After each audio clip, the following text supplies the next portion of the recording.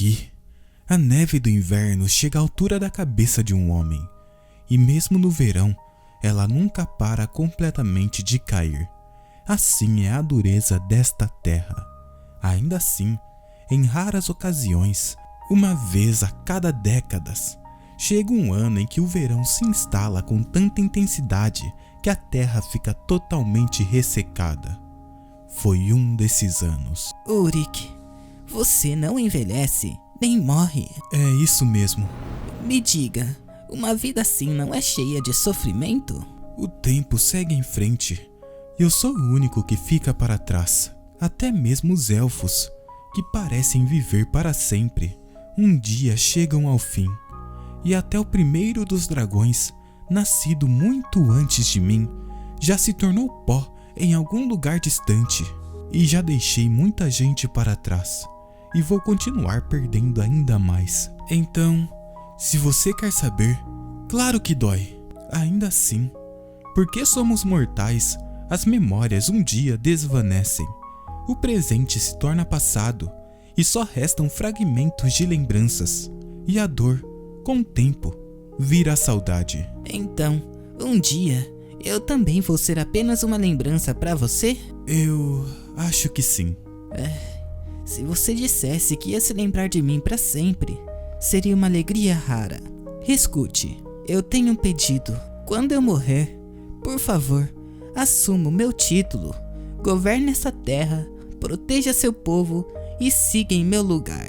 E me guarde na sua memória pelo tempo que conseguir. Apesar do desejo de Hilde, minhas memórias dela um dia vão desvanecer. E quando até aqueles que compartilharam essas lembranças se forem, pode chegar o dia em que até mesmo o resto mais fraco delas se apague. Ainda assim, minha vida vai continuar. Vemos Ulrich com sua mão em um túmulo. Senhor, o ar ainda está frio. Peço que retorne para dentro. E assim, eu preciso continuar seguindo em frente. Sim, ele responde o homem. Eu devo, mesmo que novos encontros sempre terminem em despedidas. Todo esse tempo não vai ser feito apenas de dor. Dithmarschen, aninhada nas extensões setentrionais do reino de Osnover, ela fica bem na entrada dos desolados polares, conhecidos como a Península de Gelo. Por causa disso, monstros aparecem com frequência, e até mesmo o calor do verão é espantado pelos ferozes ventos do norte, tornando-a um lugar onde o calor não permanece. E é esse mesmo lugar que eu confiarei a você, Roberta. Perdão? A mim? É um lugar que conheço bem, pois já servi como seu sumo sacerdote. Embora humilde, com apenas um pequeno templo em vez de uma grande catedral, a nomeação de um sacerdote aqui é feita pessoalmente por sua santidade. Espere um instante, Padre Alonso. E a terra em si é diferente de qualquer outra que eu tenha conhecido. A maioria do povo vive de maneira semelhante aos nômades. A cultura oriental encontrou seu caminho até lá, e as pessoas vivem em tendas curiosas. Padre Alonso!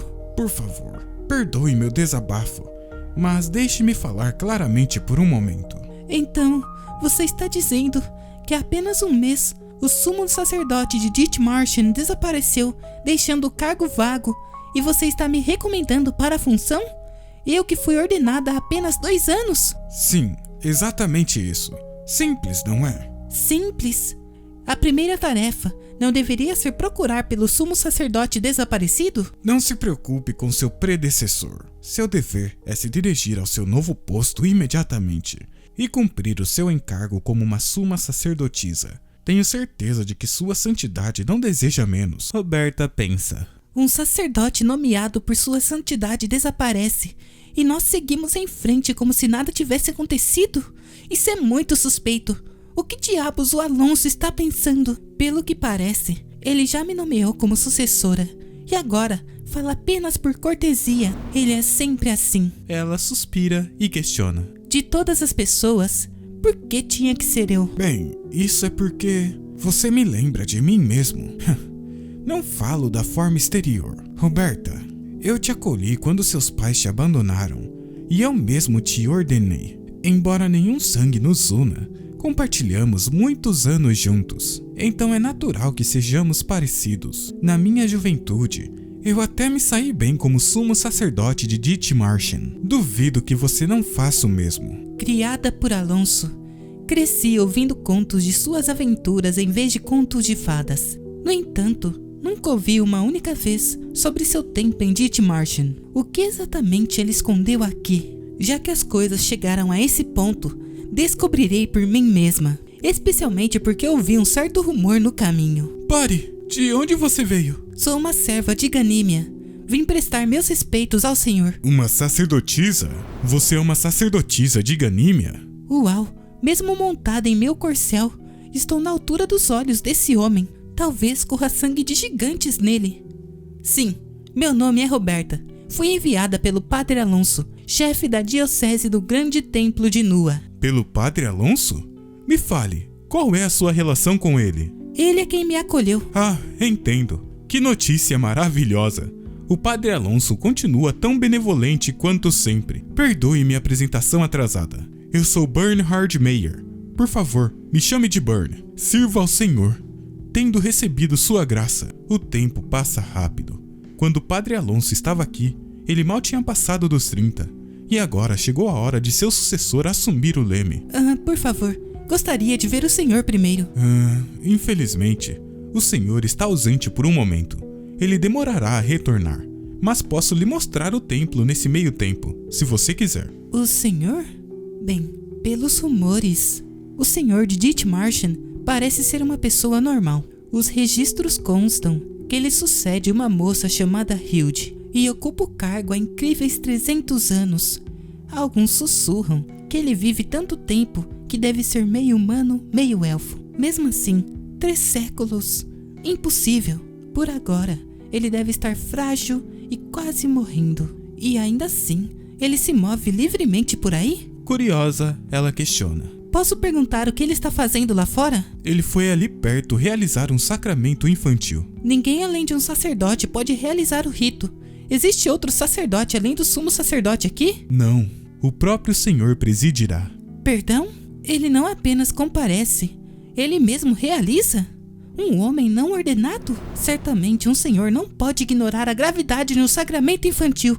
E ainda assim, ele se levanta para realizá-lo ele mesmo? Se o ritual falhar, um espírito maligno pode reivindicar a criança. O que há com essas pessoas?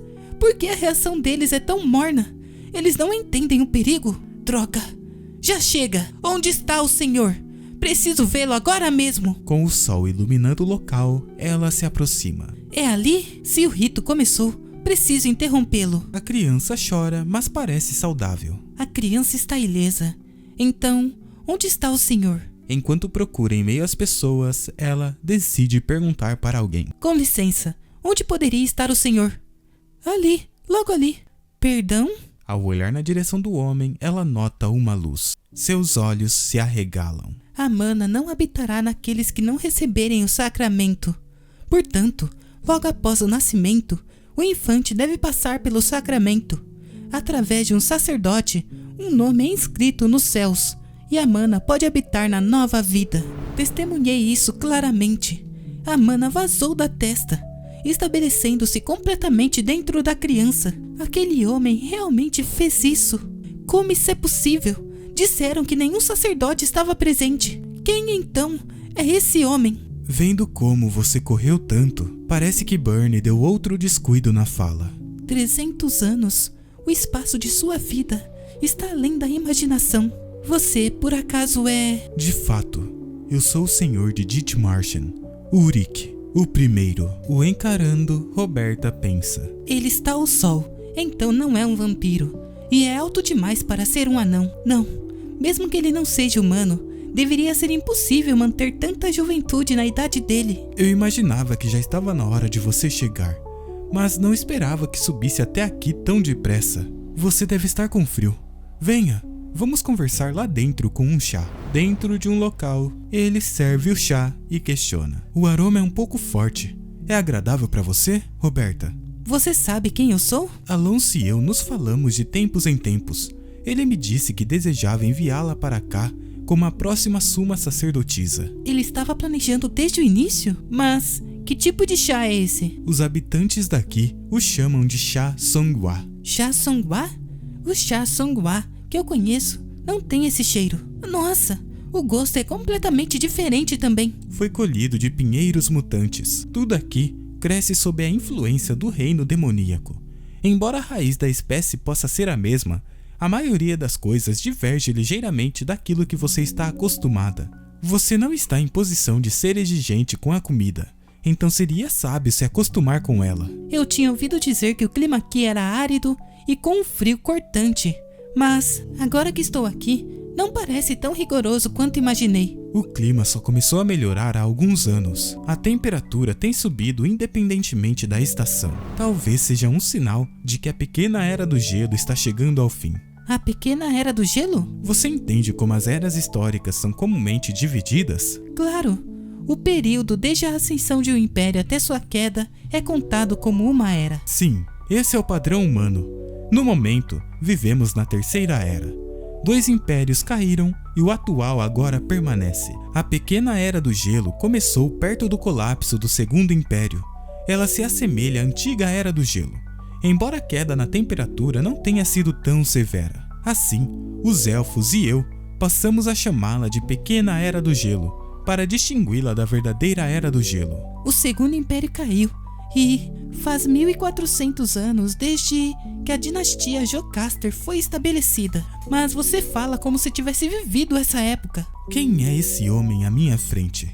Essa é a pergunta que você está refletindo, não é? Diga-me, o que o Alonso disse sobre mim? Ele não me disse nada, mas os rumores dizem que o senhor é um meio-elfo que vive aqui há 300 anos. 300 anos?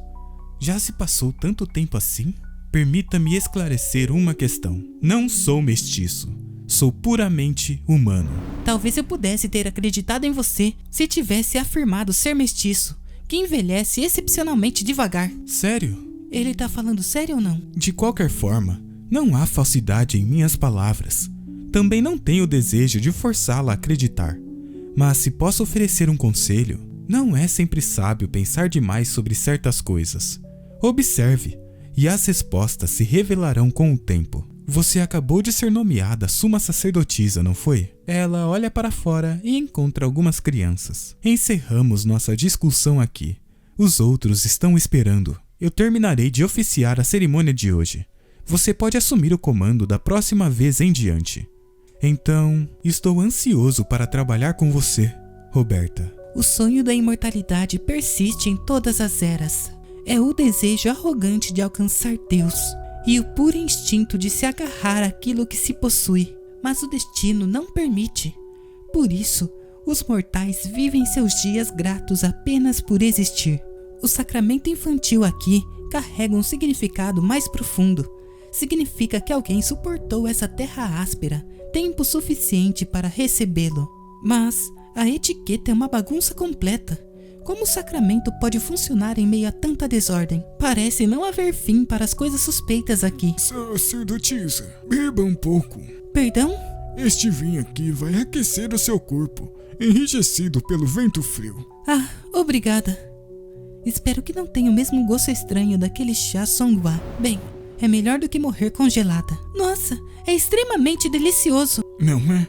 Este vinho foi envelhecido por nada menos que 60 anos. É um presente que recebi do Sr. Ulrich quando eu era apenas uma criança. Foi um dia em que eu fui caçar com meu pai e meu tio. Perseguimos nossa presa dentro da floresta e, infelizmente, atraímos a atenção de um monstro. Os adultos ficaram feridos ao tentar me proteger, mas de alguma forma consegui colocar os dois no trenó e corri para a frente sem olhar para trás. O Sr. Ulrich declarou que minha coragem os havia salvado a todos, e ele me concedeu este vinho. Mas naquele momento, um pensamento me atingiu. Eu queria beber esse vinho significativo no final da minha vida. Então eu confiei de volta ao Sr. Ulrich. E hoje, 60 anos depois, ele finalmente o devolveu para mim. Eu sei que você deve achá-lo suspeito, sacerdotisa. Eu entendo perfeitamente. Mas desde o dia em que nascemos e recebemos o sacramento infantil, até nosso último suspiro nos braços de nossos familiares. Vivemos nossas vidas sob o olhar daquela figura imutável. Nós, o povo desta terra, somos testemunhas. Então, por favor, observe-o com a mente aberta. Esquentando sua mão na taça, ela pensa. Meus pensamentos estão turvos demais. Minha mente está cheia de coisas que não consigo compreender. Então não consigo parar de refletir sobre elas. Será que o Padre Alonso se sentiu assim em seu primeiro dia também? Será que o entendimento virá com o tempo aqui? O significado da minha chegada e a verdadeira identidade daquele homem? Senhor, ouvi dizer que o senhor viveu uma longa vida, próxima da imortalidade. Por isso, esperei que o senhor pudesse saber algo sobre a maldição do meu filho. Uma maldição? Esta criança ao meu lado. Falo, portanto, com honestidade. Ele está na idade em que já deveria estar totalmente crescido e com seus próprios filhos. Mas, desde o dia em que ele voltou da morte uma vez, tudo mudou. Querido Padre Alonso, pouco mais de uma semana se passou desde a minha chegada. Desde o dia em que cheguei, comecei meus deveres como sumo sacerdote. Desde o desaparecimento do meu predecessor, a paróquia caiu em certa desordem. Para restaurá-la rapidamente, selecionei acólitos e dei conta dos sacramentos acumulados. Deixei algumas coisas passarem no último sacramento, mas precisamos discutir a etiqueta adequada dos sacramentos. Não deveríamos ao menos preparar incenso e óleo de unção? Por quê? Como assim, por quê? Essa é a etiqueta adequada para honrar o Sr. Restio. Restio, o filho adotivo da deusa Ganímia, um mortal acolhido pela própria deusa. Certo dia, enquanto vivia entre os deuses nos céus, Restio viu um grupo de humanos tremendo lá embaixo na terra fria. Tomado pela compaixão, ele desceu e lhes ofereceu fogo. A partir daquele momento, os humanos passaram a segui-lo, considerando-o Pai e Deus. Sempre que realizam um ritual, acendem o fogo e o honram, criando fumaça a partir da chama apagada. Dizer que eles o honram está errado. O mais correto seria dizer que o invocam. Você está falando coisas estranhas de novo, pensa Roberta enquanto Ulrich continua. O motivo de acenderem o fogo e depois apagarem é para invocar Restio, pois quando a chama se apaga, Restio desce e a acende novamente. Ele reacenderia toda vez para poupá-los do trabalho, mas eles entenderam como se ele aparecesse sempre que o fogo era apagado. Você tem um conhecimento estranho desses detalhes. Você já encontrou o Sr. Restio pessoalmente? O que eu quero dizer é... toda essa etiqueta começou por um mal-entendido. Os deuses nunca ensinaram essas coisas a eles. Então, como isso ajudaria nos sacramentos? Por favor, não se esqueça que eu sou um sacerdote. Não se preocupe. Eu lembro muito bem. Para constar, eu disse exatamente a mesma coisa ao Alonso. O Padre Alonso nunca disse nada disso. Acho que é inevitável, já que vivemos na terra dos caolhos. O Padre Alonso sabe que eu não sou particularmente devota. Talvez seja minha natureza cética. No entanto, ainda assim, eu sigo os costumes sem questionar os rituais. É um milagre que ninguém o tenha denunciado por heresia até hoje, mesmo quando tento investigá-lo um pouco mais. O senhor? Ele é um homem realmente extraordinário. Você já ouviu a lenda de como ele derrotou um grande gigante e visitou o ninho de um dragão adormecido? Como eu posso dizer? Não é meu lugar falar levianamente, mas ele é um homem de grande refinamento. É assim que as coisas são. As pessoas daqui o tratam como um deus, e esse fato faz parecer que a estranha sou eu. Faz com que eu me sinta completamente deslocada. Vou permanecer aqui por mais 10 anos. Será que realmente consigo me adaptar a este lugar? A vemos saindo de uma sala. E se devo apontar mais um incômodo, estou hospedada na mansão do Senhor. Os aposentos do templo estavam em péssimas condições. Então não tive escolha. Acho que ele me deixou ficar por consideração. Mas para mim, é apenas uma conveniência desconfortável com um senhor suspeito. De repente ela nota algo. O rapaz com a criança caminham nos corredores. Esse lugar realmente recebe visitantes? Neste terreno tão hostil? Essa direção leva ao escritório do senhor. Então você estava me procurando. Ouvi histórias sobre o senhor e vim procurá-lo. Dizem que o senhor viveu uma vida muito longa. 300 anos, não é? Não, Dizem que chega perto da imortalidade. Foi isso que você veio descobrir? O motivo por trás da minha juventude eterna? Roberta, escondida, espia a conversa. Esse não é o meu objetivo. O motivo de eu vir até o senhor é outro. Meu nome é Rashid. Venho do reino de Ararik. Eu pensei que o senhor, de todos, poderia saber algo sobre a maldição do meu filho. Uma maldição? Quantos anos você tem? Tenho 67. Tive esse filho quando tinha 21 anos. Então, falarei com sinceridade. Ele está em uma idade que já deveria estar completamente crescido e com seus próprios filhos. Mas, desde o dia em que ele voltou da morte uma vez, tudo mudou. Você está dizendo que essa criança morreu e voltou à vida? Isso mesmo. Foi um acidente inesperado. Ele se afogou em um riacho. Eu e minha esposa confirmamos sua morte e até realizamos um funeral. Mas não muito depois disso, gritos ecoaram de sua cova. Nós cavamos a sepultura às pressas e abrimos o caixão, apenas para encontrá-lo chorando lá dentro. Desde aquele dia, a criança parou de crescer. Até sua mente regrediu ao nível de um bebê e ele não se lembra de nada, exceto que eu sou seu pai. Nós enterramos os mortos completamente intactos para que possam seguir para o além ainda ligados à terra. Mas meu filho não conseguiu. Amaldiçoado pelos deuses, ele não conseguiu partir e retornou a este mundo nesse estado, porque ele insultou os deuses quando tinha 8... Pare com suas mentiras. Ararik. Lembro que é um país distante no leste, e você disse que viajou de lá até aqui para me ver. Isso é impossível. Fora de Osnover, poucos sabem sobre mim. Você apenas vagou, ouviu rumores e veio. Não foi isso? O homem se espanta. Doenças e maldições podem ser curadas por sacerdotes. Se não puderem, magos e alquimistas podem. Se nenhum deles conseguiu resolver, então não é uma maldição. Diga a verdade. O que exatamente você fez com essa criança? Vemos o homem espantado. Avançar!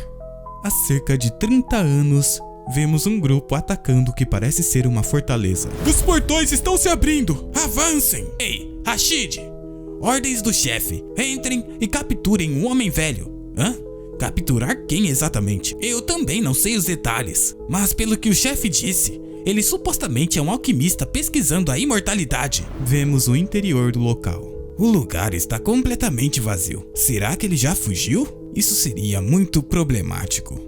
De repente, ele entra em uma sala suspeita. Parece que ele estava com tanta pressa que não conseguiu nem apagar o fogo. Ele olha para um tubo de ensaio. Isto é... Não toque nisso com suas mãos sujas! Alguém chega correndo na sala. Rashid tenta sacar a sua espada, mas um brilho emana da palma do homem. Essa luz... Mana! O local é destruído. O homem leva sua mão à boca e, ao olhar para o lado e encontrar o tubo de ensaio caído, se lança em sua direção. Não, não! Isso é precioso! Maldição! Maldições! Enquanto ele murmura, Rashid, ainda inteiro, se levanta com sua espada em mãos e atinge o rapaz pelas costas. O rapaz lança um grito. Rashid gira sua lâmina e arranca de seu corpo. Sangue escorre pela barriga do rapaz. A capa do homem é posta em chamas e Rashid o encara enquanto ele pega fogo. Foi só então que percebi a verdade. O jovem que matei era aquele mesmo alquimista. Em um outro lugar, ele pergunta: Não disseram claramente que ele era um velho? Não afirmaram que estava buscando a imortalidade? Ele deve ter retardado seu envelhecimento. Isso significa que ele estava tão perto de alcançar a imortalidade? Se eu não tivesse o matado, talvez ele tivesse conseguido. Escute, Rashid. Historicamente, entre os tolos que buscaram a imortalidade, ninguém conseguiu, nem teve um fim digno. A busca por essas coisas leva apenas a uma morte miserável, assim como aquele homem. Foi para o melhor. Não se preocupe por ter matado o alquimista. O chefe apenas sofreu um delírio passageiro. Ele vai esquecer isso em breve. Embora eu tenha entendido o significado de suas palavras, eu não consegui me forçar a abandonar isso. O elixir do alquimista, a juventude que ele possuía me encheu de esperança. Não foi a ganância pela imortalidade que me guiou, mas o pensamento de que eu poderia vendê-lo por uma boa quantia. No entanto, logo depois, Meu filho sofreu um infortúnio. Fui forçado a fazer o que fosse necessário. Se fosse esse elixir, acreditei que poderia restaurar o meu filho. Mas, mesmo depois de administrar o elixir, achando que ele estava morto, eu o enterrei.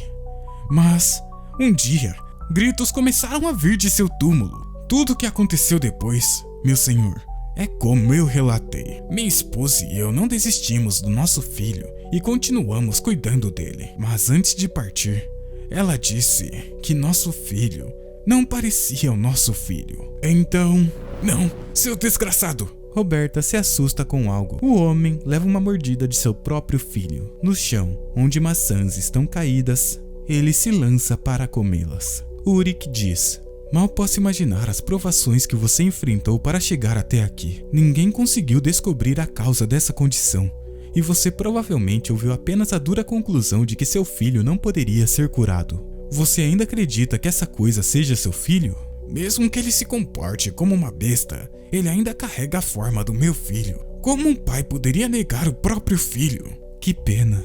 Como sua esposa disse, aquele não é o seu filho. Nunca esteve vivo para começo de conversa. O quê? O que você quer dizer? Portanto, apenas um caminho resta. Uric saca sua faca. Espere! Ele se aproxima das costas do garoto. Pare, senhor! Roberta se espanta com algo. Vemos Rashid avançando, sangue pingando e sua espada enfiada em Uric. Com sangue jorrando de sua boca, ele diz: eu esperava isso de um soldado de Ararik. Então, você tinha outra lâmina. Eu peço desculpa, senhor. Eu não tive outra escolha. O que diabos está acontecendo? Roberta volta a correr. Sacerdotisa? Não me diga. Ela nos ouviu? Maldição. Não posso deixar nenhuma testemunha. Ele faz um movimento em direção a Roberta. A lâmina reflete seu olhar, mas Roberta prepara seu punho e acerta um soco na mão do homem, roubando assim sua lâmina. Rashid geme de dor, enquanto seu filho continua apenas comendo. Senhor, o senhor está bem? Vou usar magia de cura imediata. A maçã cai no chão e o garoto salta em direção a Roberta. Ela prepara sua mão, mas treme em vacilação. Em sua mente vêm as frases de Uric. Como sua esposa disse, aquele não é seu filho.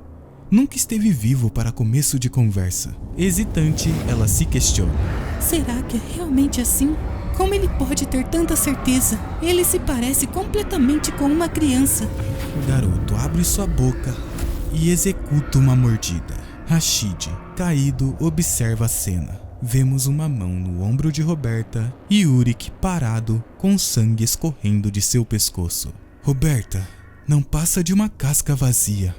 Portanto, não hesite. Uric cai no chão. Vemos o sangue escorrendo ao lado de seu pescoço. O garoto novamente se lança e tenta atacar Roberta. Oh, Ganímia, castiga os filhos nascidos da ignorância e da barbárie. Dizendo isso, ela consegue acertar um corte. Vemos os seus olhos arregalados e a mão cortada do garoto sendo reconstruída. Cipós vermelhos? Já entendi. Esses cipós são que preenchem a forma dessa criança. Ao perceber isso, ela acerta um chute no garoto, que cai no chão. Como um mero monstro, ousa fingir ser humano. Veja bem, Rashid. Veja a verdadeira forma daquilo que você pensava ser o seu filho. Enquanto o monstro está parado ao lado do corpo de Uric, seu sangue no chão começa a reagir e algo acontece. O seu dedo se move lentamente. Enquanto isso, Roberta pensa: seu braço está decepado, mas nenhuma gota de sangue flui. Será que ele também não sente dor? Então, o que eu devo atingir é... o quê? Atrás do garoto, algo se ergue. Vemos Uric novamente em pé. Ele o segura pela cabeça e arranca seu crânio como se não fosse nada. O restante do corpo cai no chão. Hã? Senhor, como? Bem, Rashid assiste assustado enquanto o sangue se ergue em sua frente. Todo o sangue que havia escorrido começa a retornar para o corpo de Uric. O sangue está fluindo de volta para o corpo dele. Como isso é possível? Essa é exatamente a razão pela qual eu tenho conseguido viver por tanto tempo. Ele foi atingido no estômago e seu torso foi rasgado. Não seria estranho se ele tivesse morrido. Ainda assim, como? Como ele ainda vive? Nunca ouvi falar de magia de cura que puxa o sangue de volta, nem de feridas que se fecham sem ao menos uma cicatriz. Como diabos? Rashid se ajoelha ao lado do corpo. Senhor, meu filho já tinha morrido há muito tempo? Sim, na época do acidente. Então, o que é isto? Nada mais que uma criatura feita por um alquimista, um parasita que habita dentro de um hospedeiro. Você disse que deu elixir ao seu filho, mas ele não acordou imediatamente. Isso provavelmente porque precisou de tempo para criar raízes e assumir o controle do corpo. Então, como ele me seguia como se eu fosse seu pai? A coisa que tomou o cadáver do seu filho como recipiente apenas usou as memórias que restaram. Foi apenas um instinto de sobrevivência. Mesmo quando ele ouviu o seu choro, tornou-se violento e nos atacou.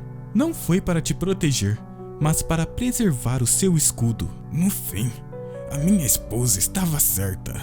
Não foi apenas a sua esposa, foi? Certamente, entre aqueles que você conheceu, alguém deve ter dito a mesma coisa que eu, que a criança não estava viva e que você deve matá-la. Você sacou a sua lâmina cada vez que diziam isso? Para proteger algo que não era seu filho? No fim, você não conseguiu aceitar a morte do seu filho e escolheu desafiar a ordem natural.